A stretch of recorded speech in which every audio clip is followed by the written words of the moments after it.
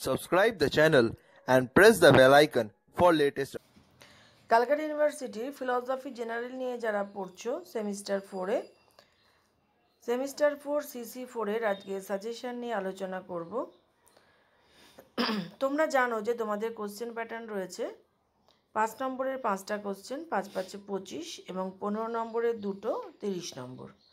Total তোমাদের 55 নম্বরের question আসবে আর 10 নম্বর থাকবে এমসিকিউ। এখানে যে কোশ্চেনগুলো আমি দিয়ে দিচ্ছি তার মানে এই নয় যে এই কটা কোশ্চেন পড়লেই তোমাদের হয়ে যাবে। খুব ইম্পর্টেন্ট কিছু কোশ্চেন তোমাদেরকে আমি দিয়ে দিচ্ছি, সেগুলোকে তোমরা রেডি করো।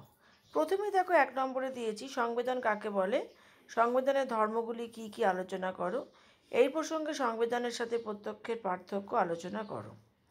নেক্সট হচ্ছে নির্জ্ঞানের স্বরূপ ব্যাখ্যা করো, মনের নির্জ্ঞান স্তরের অস্তিত্বের সপক্ষে যুক্তিগুলি আলোচনা করো। স্মৃতি কাকে বলে, স্মৃতির মূল উপাদানগুলি ব্যাখ্যা করো।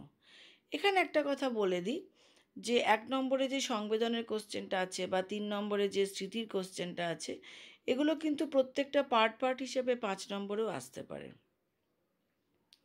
নেক্সট 4 নম্বরে রয়েছে শিখন সম্পর্কে প্যাভলভের সাপেক্ষ প্রতিবর্তবাদ ব্যাখ্যা ও বিচার করো। বুদ্ধি কাকে বলে, বুদ্ধি সম্পর্কে বিনেসিম অভিজ্ঞাটি আলোচনা করো, এই অভিজ্ঞার সীমাবদ্ধতা কি।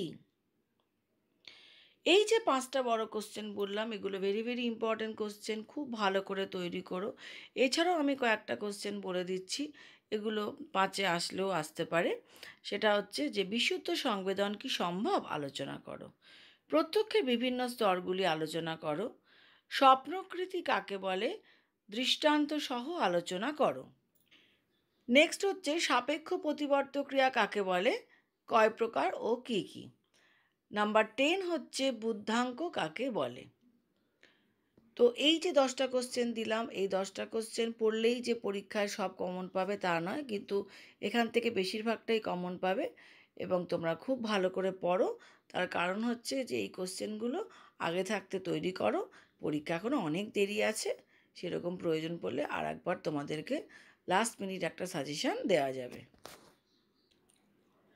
ফিলোসফি অফ মাইন্ডের ওপরে জেনারেলে যারা পড়ছো তোমাদেরই এই যে বইটা পাবলিশড হয়েছে, তোমরা হয়তো এই ভিডিওটাও দেখেছো, এটা গত সপ্তাহে বোধহয় আমি এই ভিডিওটা দিয়েছিলাম।